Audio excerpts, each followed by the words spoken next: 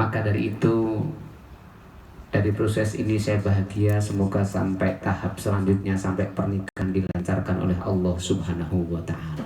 Amin.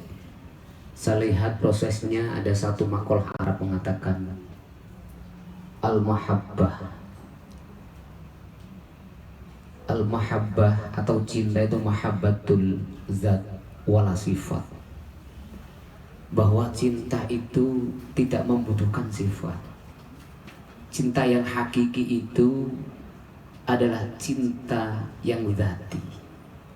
Bukan karena apa, tapi walaupun bagaimana. Walaupun apapun, walaupun yang terjadi berat apapun, karena sudah menyatakan ingin menikah, dan dalam pernikahan walaupun saya tetap jalan. Itu namanya cinta. Kalau hanya karena cantik itu hanya seberapa waktunya. Karena ketampanannya, tampan pun akan hilang pada waktunya. Karena kekayaan bisa hilang hanya hitungan menit, bahkan detik. Tapi kalau cinta itu zati, berarti walaupun, karena ini perintah Allah, walaupun berat akan saya jalani. Karena ini adalah bentuk ibadah, walaupun berat tetap akan saya pertahankan. Inilah cinta yang hakiki. Saya lihat tadi proses khitbah, ada zahirul mahabbah, ada batinul mahabbah, ada hakikatul mahabbah. Zahirul mahabbah adalah seseorang yang mencintai pasangannya atau calonnya, maka akan terlihat dari zahirnya. Bagaimana? Zullun wa khudu'un. Dia berhadapan, hilang apa? Akal pikirannya, maka jawabannya bingung tadi. Itu menandakan dia cinta sama Mas Randy. Ya. Tepuk tangan dong. Mas Randy pun demikian, seakan mengeluarkan kata-kata tidak akan sampai, maka ia teteskan air mata. Ini layak enggak? Pas atau tidak untuk jodoh saya ini, tepat tidak? Ini adalah zulun wa khudu'un. Memang orang yang mencintai seseorang itu ketika berhadapan merasa tidak pantas, merasa rendah, merasa kurang bagaimana. Alhamdulillah, secara zahir dapat kita lihat Mas Randy sama Mbak Syifa ini secara zahir ada tanda-tanda mereka saling mencinta. Alhamdulillah. Yang kedua, batinul mahabbah, qawiyun wa 'azimun lidaf'il mahbub. Bahwasanya orang yang betul-betul mencintai itu bisa dilihat dari iktikat batinnya. Batinnya tidak ingin menyakiti, berusaha bagaimana tidak mengecewakan. Bagaimana batin ini punya dorongan jangan sampai ia merasa tidak nyaman. Tadi saya lihat juga demikian. Jangan-jangan salah, saya ngomong apa nanti salah, kurang apa. Apalagi nanti dalam rumah tangga. Jikalau batin yang mencintai istri, maka akan dijaga lisannya, akan dijaga matanya, akan dijaga perilakunya. Jangan sampai menyakitkan hati istri, jangan sampai pula menyakiti hati suami. Wa haqiqatul mahabbah al-itba' Rasulillah Muhammad sallallahu alaihi wasallam. Sedangkan hakikat mencintai adalah mencintai dalam batas-batas mengikuti petunjuk baginda Nabi Agung Muhammad sallallahu alaihi wasallam. Maka ada seseorang yang hari ini protes misalnya, kenapa tidak boleh menikah beda agama menurut Islam? Ini padahal mencintai. Bayangkan kalau tidak dinikahkan, ia bisa bunuh diri. Bahkan dia bisa mempertaruhkan masa depannya. Dijawab sama seorang kiai, loh, dia mencintai benar apa enggak? Dia mencintai betul. Kalau enggak menikahkan bunuh diri. Berarti agama ini tidak benar karena mengorbankan nyawa manusia katanya. Gara-gara cinta tidak direstui, beda agama, kemudian sampai bunuh diri. Lalu dijawab, hakikatul mahabbah ibba'u Rasulillah Muhammad sallallahu alaihi wasallam. Maka kalau ia betul-betul mencintai, cintanya betul-betul hakiki, maka akan menyatu dalam satu agama. Bentuk ia masih berarti tegang, berarti tidak mau masuk Islam misalnya, itu intinya ia belum mau totalitas berkorban demi cintanya. Kalau demi cintanya, maka ia rela untuk mengikuti pasangannya menuju ridho Allah subhanahu wa ta'ala. Menahkah lillah, barang siapa yang menikah karena Allah, berarti kedua calon pengantin.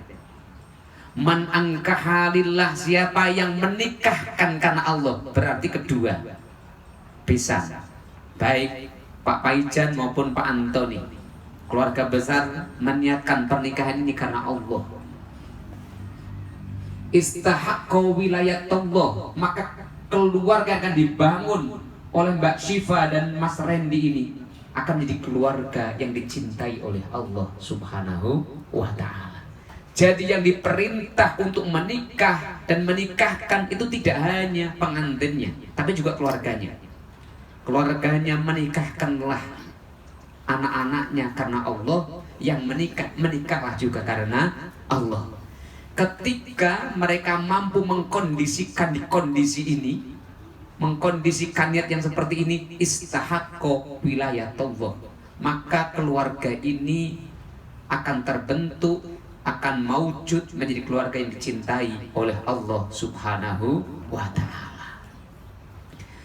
Saudaraku, khususnya calon pengantin yang dimuliakan Allah subhanahu wa ta'ala, mendung bukan berarti hujan, tapi mendung itu tanda akan ada hujan. Bekerja itu tanda orang akan sukses, tapi bekerja bukan jaminan orang pasti sukses. Menikah tanda orang akan mendapatkan bahagia, tapi tidak semua orang menikah akan bahagia, tergantung mereka dalam menjalaninya. Maka rumah tangga ini kadang-kadang menjadi gerbang kebahagiaan, tapi juga ada keluarga menjadi gerbang daripada kesengsaraan.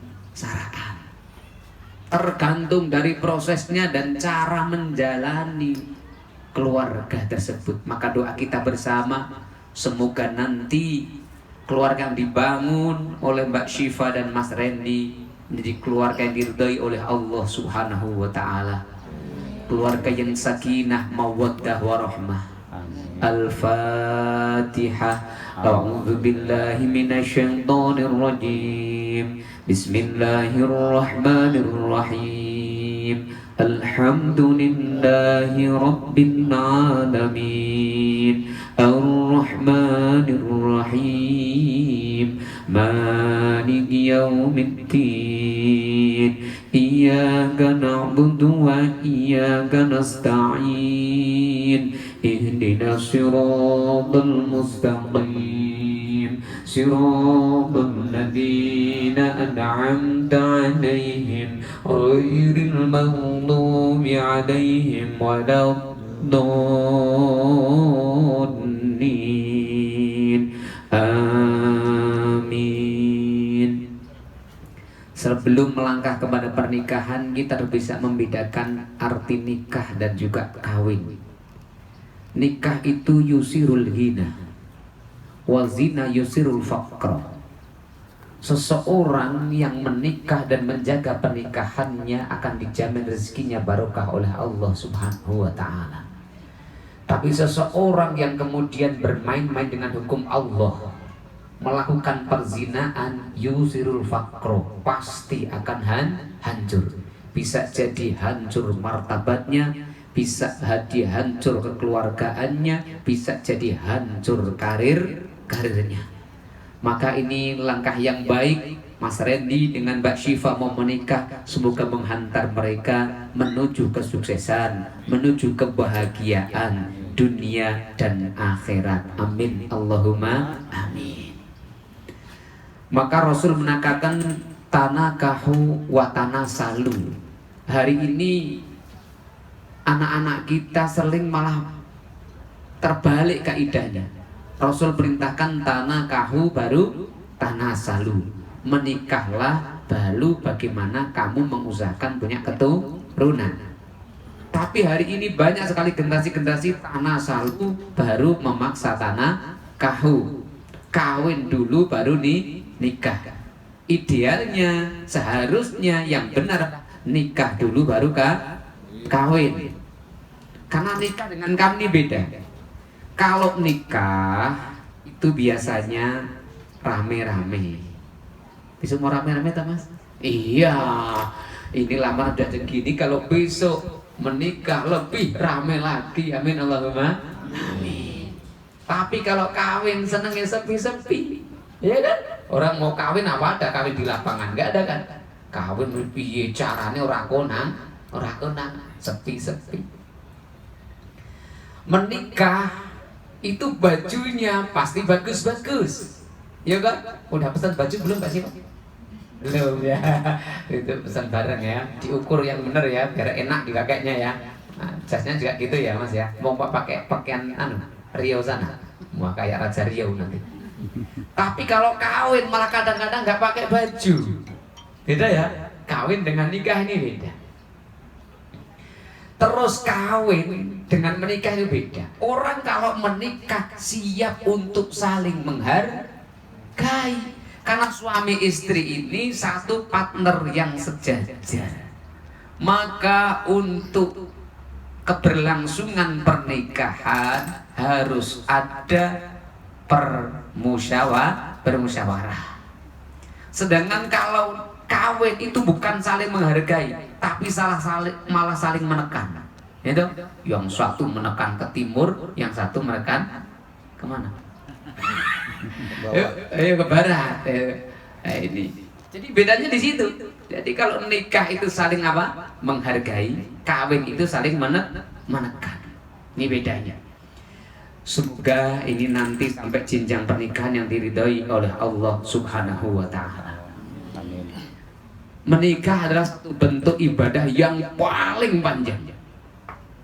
Rasul mengatakan at-ta'uddu khairun fi jami'il amri, fi jami'il umur, bahwa berlaku pelan-pelan, alon-alon cara Jawa. Ini baik dalam semua perkara. Illal akhirah, kecuali masalah akhirat. Ini pernikahan bukan masalah dunia, ini masalah akhirat. Maka Mas Randy sama Mbak Syifa tentukan waktu semungkin-mungkin yang secepat mungkin. Oke, secepat mungkin yang semungkin mungkin. Artinya ketika persiapan sudah siap, jangan diundur-undur. Karena ibadah besar ini setannya ukeh. Setannya banyak yang menggoda. Itu tidak hanya setan yang berupa makhluk gaib, tapi juga setan yang berupa manusia. Nih, jadi banyak godaannya. Ketika orang sudah mulai khidbah seperti ini, nanti biasanya ada juga timbul keraguan dan lain sebagainya. Makanya lebih baiknya lakukan secepat mungkin yang memang memungkinkan. Semoga semua dimudahkan oleh Allah Subhanahu wa ta'ala. Saya tadi mengatakan bahwa orang mau beruntung, tanda-tandanya ada. Seperti tadi mendung, tanda mau hujan. Walaupun mendung tidak mesti hujan. Bekerja tanda kaya, walaupun tidak semua bekerja pasti kaya. Menikah tanda akan bahagia, walaupun tidak semua pernikahan menghantar bahagia. Menikah akan punya anak, tapi tidak jaminan orang menikah punya anak.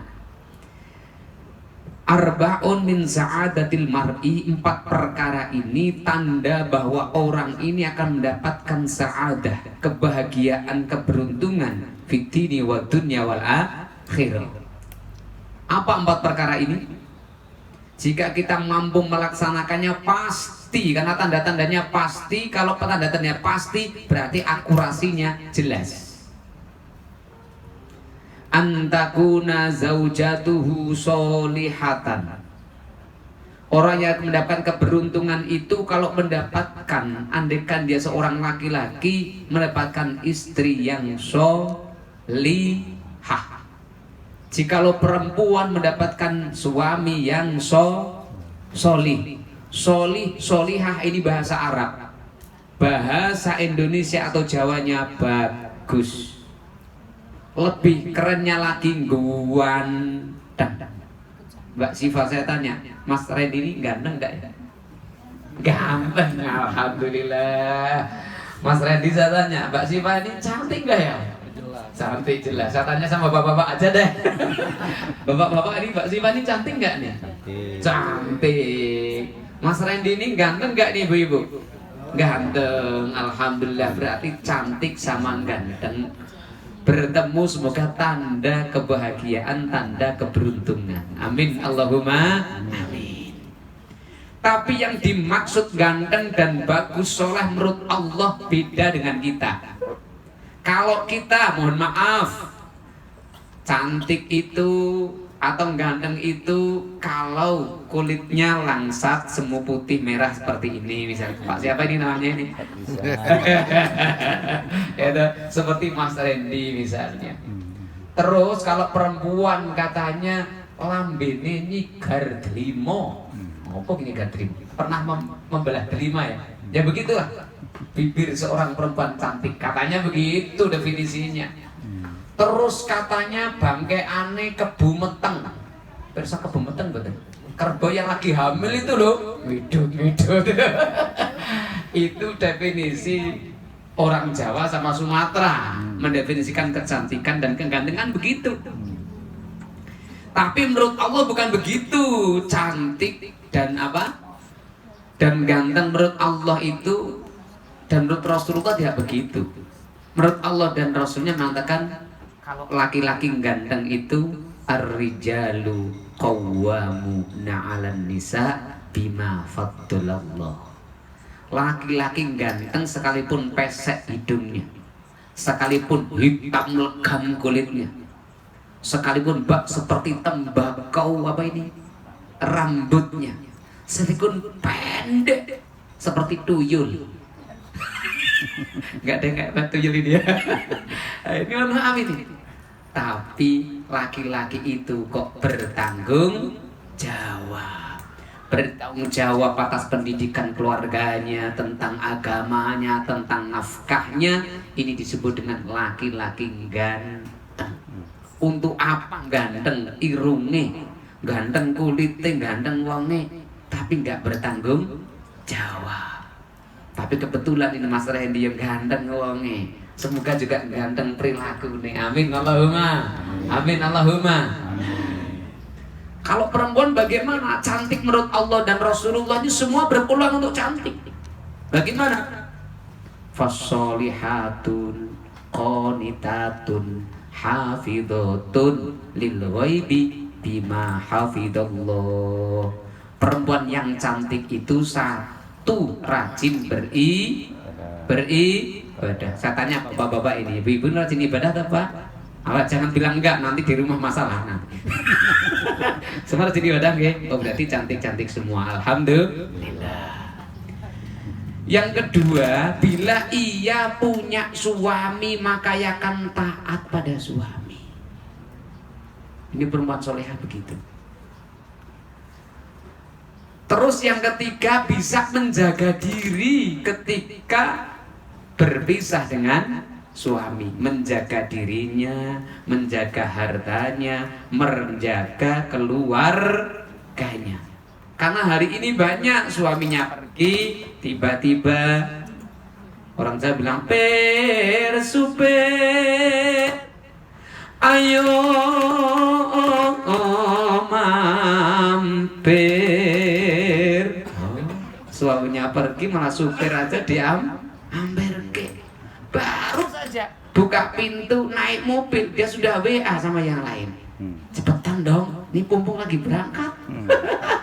Nanti nggak sampai waktunya nanti. Ya, mohon maaf ini. Jadi perempuan yang solehah itu satu apa? Taat beribadah. Yang kedua, taat kepada suaminya bila ia telah keluarga. Yang ketiga, mampu menjaga kehormatannya, keluarganya, dan juga amanah sang suami berupa anak dan harta bendanya. Ini namanya perempuan solihah. Bapak Ibu kepingin jadi solihah enggak? Saya punya resepnya. Resepnya adalah setiap kita, walaupun umurnya sudah sepuh-sepuh loh. Niki Pak Il ini juga dulu mudanya ganteng, tapi kan sekarang sudah mulai agak sepuh ya Pak Il. Tapi akan tetap ganteng terus Pak Il kalau pakai resep ini ya. Ya pakai resep ini akan ganteng terus. Bagaimana caranya? Kita akan menjadi solihah. Caranya adalah bangun malam. Bangun malam paling tidak jam 3. Apa dilakukan? Pergi ke kolah, kencing dulu. Setelah kencing tapi mau cebok, mau wudu, kemudian mau sholat. Pasangan keluarga yang mau bangun pagi, kemudian mereka mau sholat malam, nanti akan dijamin menjadi orang-orang yang solihah. Jadi ganteng, ayu, cantik dengan sendirinya.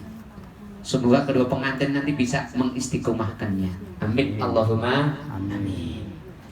Yang kedua, tanda orang akan mendapatkan kebahagiaan, keberuntungan dunia akhirat, ayyakuna kholato'uhu solihan.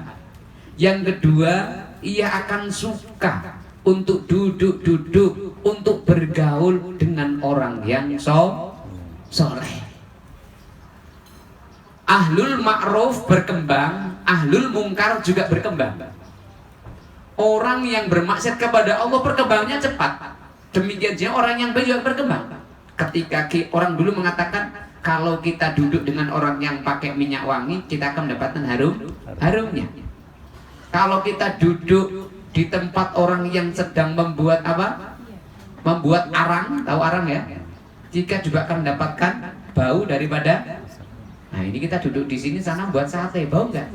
Sate, alhamdulillah. Ya, walaupun nggak makan sate, tapi kan mohon maaf ini baunya sampai di sini. Kenapa? Karena kita duduk di tempat ada aroma sate. Lalu bagaimana kita untuk senantiasa duduk? Apa kita rusuhan kepake ulama terus? Enggak, cukup jenengan melakukan sholat dengan cara jamaah. Berarti jenengan bergaul dengan orang yang soleh. Maka biasakan sholat dengan berjamaah. Karena orang yang bisa menjaga sholat dengan jamaah itu orang yang soleh. Orang yang tidak soleh tidak akan mampu. Sekalipun serbannya dililitkan sampai 27, dia akan berteriak takbir Allahu Akbar di jalan, tapi tidak akan sholat di tengah jalan. Tengah jalan sholat tetap tabrak bis ya. Paham nih? Jadi lakukan sholat dengan berjamaah, berarti jenengan sudah bergaul dengan orang-orang yang soleh. Maka kesolehan jenengan akan dijaga oleh Allah Subhanahu wa Ta'ala.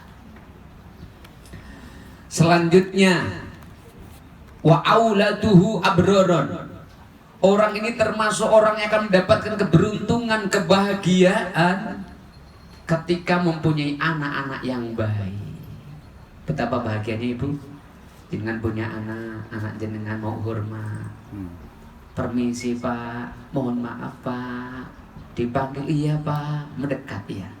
Bagaimana susahnya jenengan melahirkan, jenengan mengandung, jenengan menyusui, melahirkan, menyusui, tapi anaknya dipanggil tidak mau nengok. Kalau datang pasti, ayah, papa, minta ini Pak, sekarang. Tapi kalau dipanggil nggak pernah nengok. Betapa hancurnya hati orang tua. Maka dari itu, untuk mendapatkan anak yang solihah ini tidak semudah membuat sate. Kita beli kambing, kita potong, kita kemudian ditiris, kemudian kita panggang. Untuk mendapatkan anak yang solihah ini tidak gampang. Saya ingatkan ini Mas Randy sama Mbak Syifa, ya. nanti ketika setelah menikah dan sebelum menikah harus hafal dulu doanya. Bersenggama harus hafal. Banyak orang pengen dia anak soleh, tapi ya doa kawin ndak hafal. Allahumma jannibna syaiton wa jannibis syaiton ma razaqtana. Jadi doa itu penting. Bahkan para nabi ingin punya anak, doanya bahkan ratusan tahun. Nabi Zakaria itu ratusan tahun berdoa, Rabbi habli min ladunka dzurriyyatan thayyibah. Nabi Ibrahim juga doa, Rabbi habli minas sholihin. Maka kita yang orang biasa jangan sampai meninggalkan doa ketika bersenggama atau jima atau melakukan proses untuk mendapatkan anak keturunan. Jangan lupa berdoa. Karena ketika kita tidak berdoa, setan mengikuti kita. Setan akan ikut ambil bagian. Ambil bagian. Ono sing itik-itik lah, ada setan. Ya, ini. Maka hafalkan doa.